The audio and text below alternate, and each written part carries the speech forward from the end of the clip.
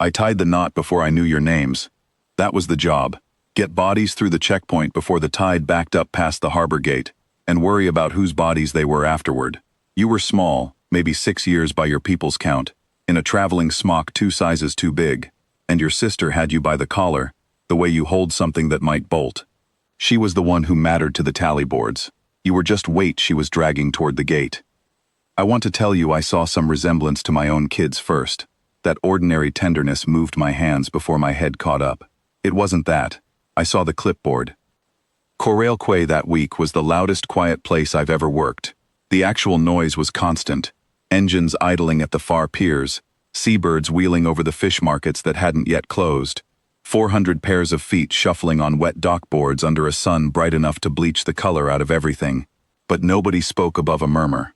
You learn, in a queue like that raising your voice draws a sorting officer's eye, and a sorting officer's eye is the last thing anyone wants on them. So the whole harbor ran on whispers and pointed chins, and children being told, wordlessly, to stand still. Smoke was already climbing off the capital's inner districts behind us, a low brown smear against the blue, and none of us looked at it directly. You don't look at the thing you can't do anything about. You look at the line in front of you, and you keep it moving. The compact ran Cur like a ledger, not a harbor. 2 lines, 2 colors of chalk on the manifest posts. Green for resettlement, unremarkable Doth households cleared through in blocks of 40. Red for anyone with House Ombri blood close enough to matter. Heirs, cousins, the tutors who'd taught them their letters. Red meant a side room, a second interview, and from what I'd already watched happen twice that morning, no second appearance afterward.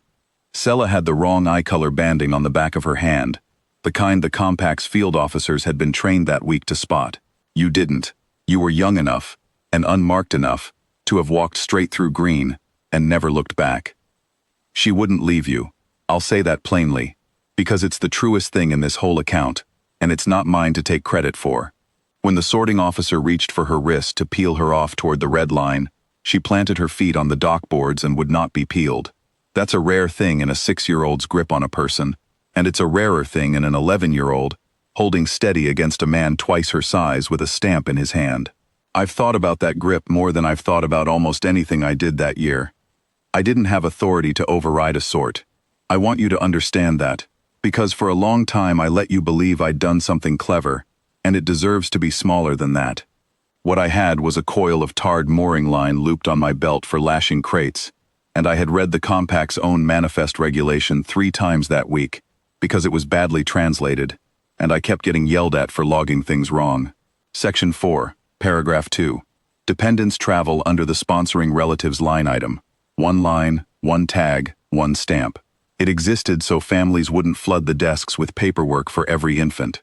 Nobody who wrote it was thinking about a sister trying to keep her brother out of a side room.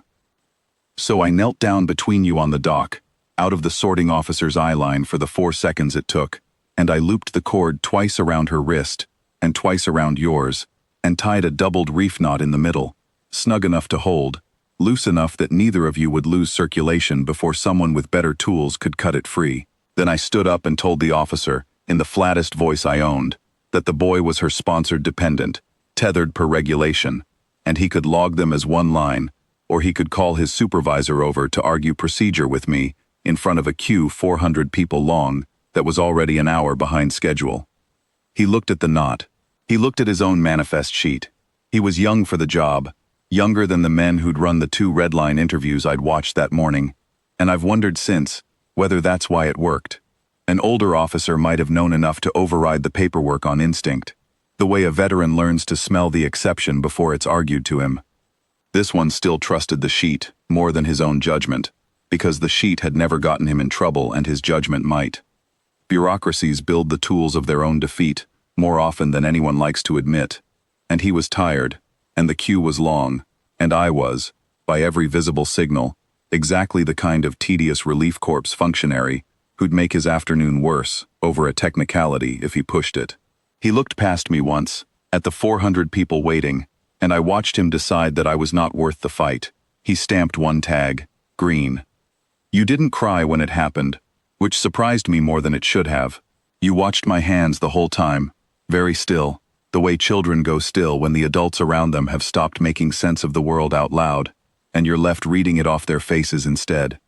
Selah's face I remember better. She didn't thank me. She checked the knot herself, tugged it once to test the give, and only then let her shoulders drop half an inch. That was the whole transaction. I was a tool that had worked. I didn't need to be more than that to her. Not that day. I lost track of you both somewhere past the transit sheds, the way you lose track of every family in a line of 400 once they clear the gate, and scatter toward whatever ship or camp or cousin's floor is next. I never learned what happened to your parents, though I can guess, given what red meant that month, and what stopped happening to the people who went through it.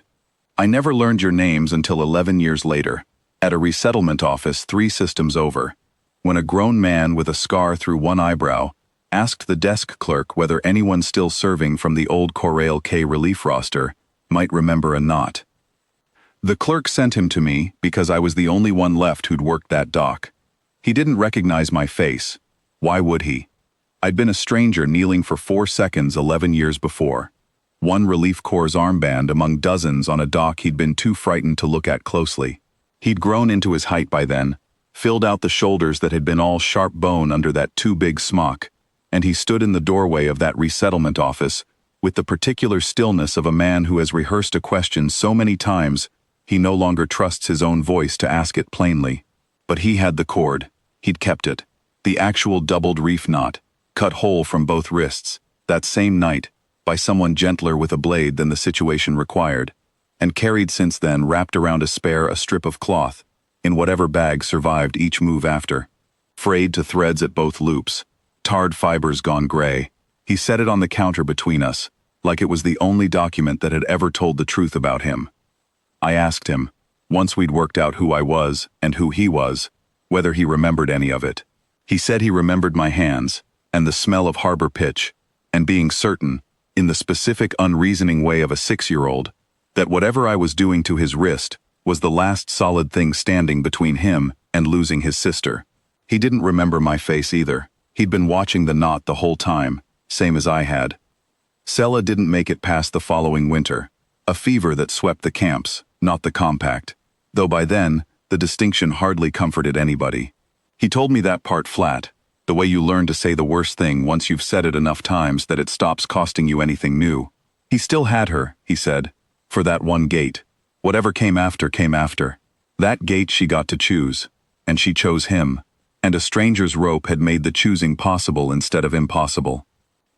I don't tell this story often, and when I do, I leave out the part where I nearly didn't kneel down, where for 1 full second I did the math on whether 4 seconds of delay was worth a supervisor's attention, and decided, only barely, that it was.